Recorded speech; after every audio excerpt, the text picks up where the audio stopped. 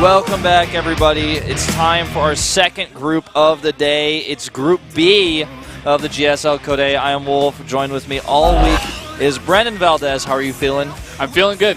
Feeling really good. That first group we had was pretty good. All the matches were pretty solid, especially the PvPs.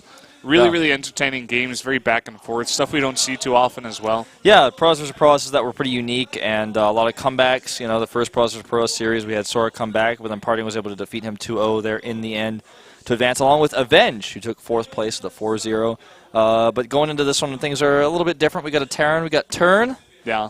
And you know what's funny actually about our last group is our Protoss versus Zergs were actually pretty not so good. None of the games were really very interesting. Very one-sided, both of them. Yeah, the one game we had on Sejong was like okay in the last series of it, but Sleep really struggling a little bit there. I feel like the Protoss versus Zergs was a little bit one-sided just because Sleep was not on point, not really on form. Yeah, he was kind of sleeping today. Yeah. If I may say so myself. I'm feeling a bit sleepy myself today, actually. Used to cast in Pro League and Code S at 6, and I'm coming at 1. And it's way too early, man. I woke up so early. For me, this is like nerd morning at 1 p.m. I'm like, that's 3 hours earlier than I normally wake up. Like, what am I going to do? I have to like get ready and stuff even more hours before that and like come down to the studio and then like get makeup on and do some prep stuff with you. I actually woke up at like 9:45, pretty early because I live pretty far away. So yeah, you actually live like up in the north, like in the. I live in the mountains, basically. You like live on the other side of the wall, man.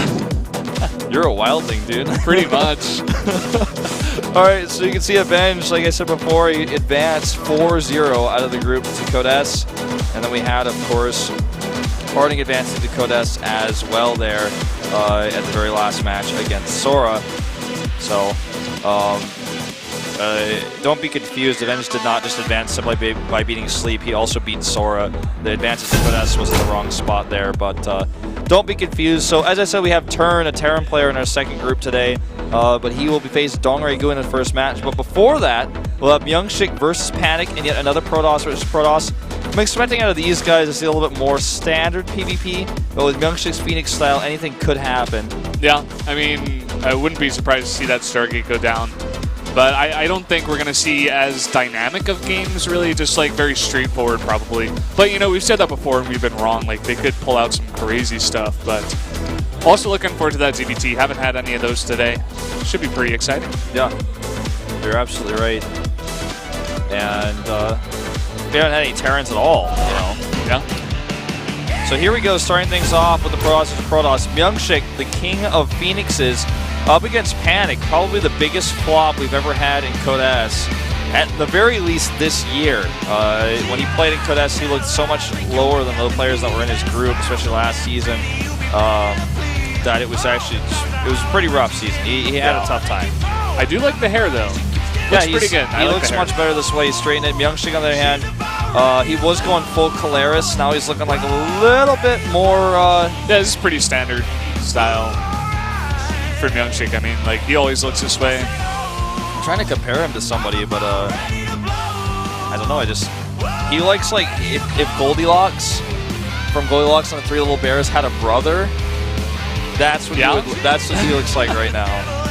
He definitely has gold locks, that's for sure. His Goldilocks' brother. Got to have his Phoenix-colored hair in order to play that style he loves so much. Our starting map is Merry-Go-Round. So since it's not one of our new maps, it's unlikely we'll see any of our new maps in this best of 3. But you never know. It's up to the loser. No picks just yet today, and for Code A so far. Yeah, it's just always tough to pick new maps unless you have like a real Imba strategy or it's Daedalus Point. But that's another story for another day. Protoss versus Protoss here in Group B of the GSL Code A. Up here in the top left, in the pink, the Protoss player, it is... KT roster MyuNgSiK.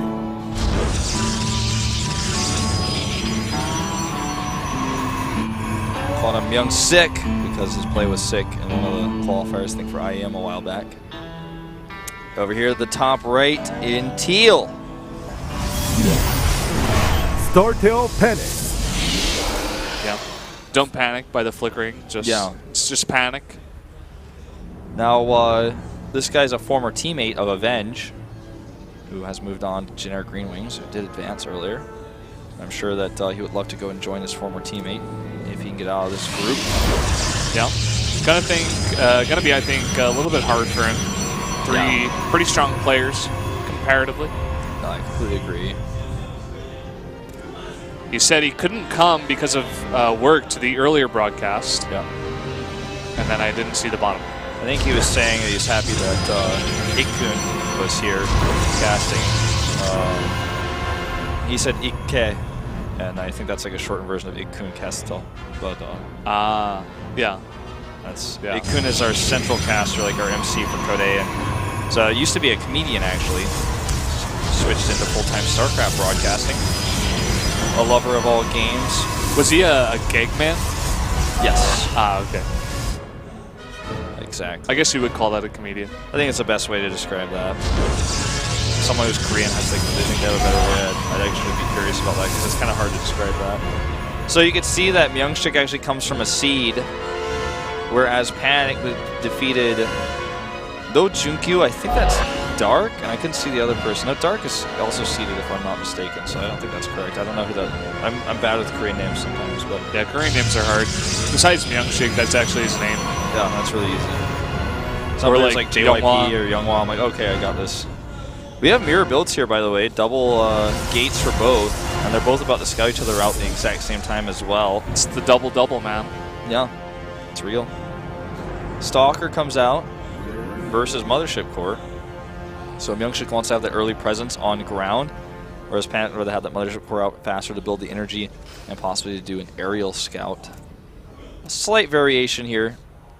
Both players can actually go down the same paths in just a few seconds. It's just a matter of having one unit over the other.